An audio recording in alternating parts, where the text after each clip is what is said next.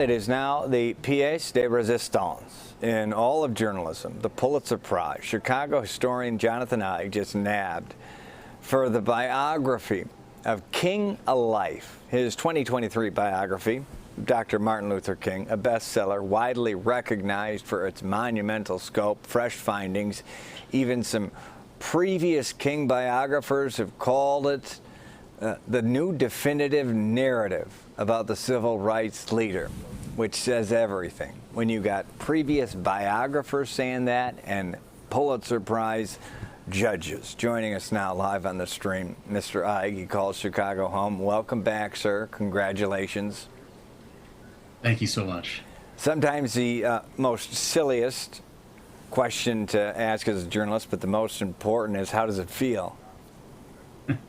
Oh my God, it felt great. I was shocked and so happy. You know, as a journalist, I've been working at newspapers and magazines since I was 16 years old.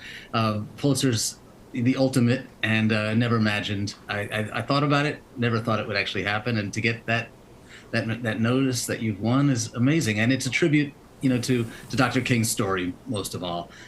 You know, I'm telling a great story about a great life, and that makes it a lot easier to do good work. Yeah, but many great men have told many great stories about one of the greatest lives known to mankind. And yours now stands up on the Rushmore of storytellers. I mean, how does that feel that when you woke up this morning, a couple days later? I mean, I'm sure you're not walking around saying to yourself, Jonathan Eig, Pulitzer Prize winning author. But there's got to be, are you questioning it? Are you like, did it, didn't it? Is it real? Yeah, I kind of have to pinch myself. You know, I woke up this morning and I wasn't really sure that it had happened. And I found myself just smiling like, wow, it really did happen. You know, I'm sure I'll get used to it at some point. But for now, it just feels really crazy. And I don't know. I'm still processing it. It still feels kind of like a dream. I hope you never get used to it, because you certainly deserve it. You've done some remarkable work. This wasn't, you know, some kind of best new artist come out of nowhere. You've been busting your hump, like you said, since you're 16. You've had some other bestsellers before, beginning with your bio on Lou Gehrig as you were transitioning from a newspaper man. I'm interested.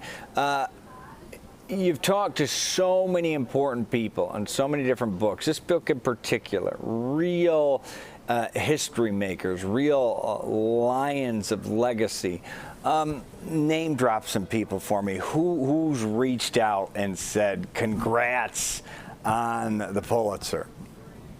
Oh, it's been amazing. Doris Kearns Goodwin. Wow. Wrote to me and said she's going to be calling later. I heard from, you know, people like David Garrow, who you mentioned earlier, won the Pulitzer for another book about Dr. King.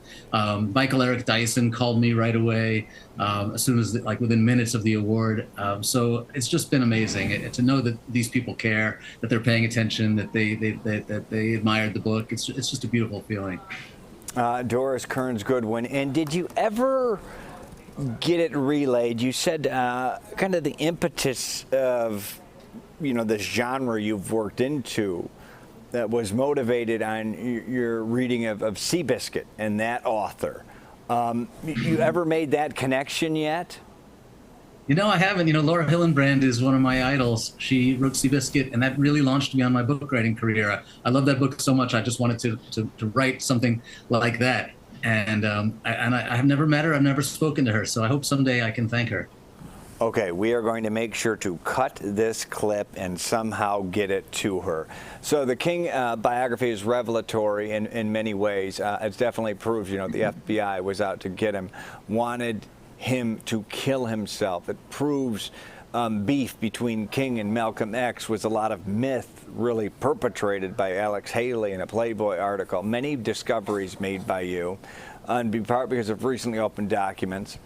At any point in time, did one of those huge finds make you think maybe this is Pulitzer worthy? Well, I thought, no doubt, this is important and that the world needs to know this. And you can't go around thinking, oh, gosh, maybe this will win me a Pulitzer. You're thinking, I have an important job to do here in straightening out the mistakes we've been making and telling Martin Luther King's story. The fact that he never belittled Malcolm X and the way that he was quoted, that quote had been fabricated. I just knew that I had to share that with the world, and that was an important job. So really, I'm not thinking about winning awards. I'm thinking about trying not to screw up this important job that I have in telling this story. Yeah, in writing, you were writing history. So when I think of guys winning Pulitzer Prizes, newspaper men, authors, I think they're out at the watering hole, with drinking whiskey and scotch and da. You go out and get ice cream with your daughter, and you posted a picture of that on Twitter. First of all, what did you have? And is Dad cooler now because he's a Pulitzer Prize winner? I picked up my daughter. She goes to Lincoln Park High School. We went to the Dairy Queen right across the street there on Webster and Lincoln. And some of her friends were there, and she did not mention to them that we were there to celebrate. I kind of made a mistake, though. I should have bought ice cream for all the kids. So maybe I'll go back tomorrow. And if you go to Lincoln Park High School and you want ice cream, meet me at the Dairy Queen tomorrow. It's my treat. Oh, okay. Well, that is a special announcement here today. Jonathan Eig, congratulations. Thank you. It looks like you just got a vanilla cone dipped in chocolate. That's it. Okay. Thank you. Congratulations again. Remarkable work.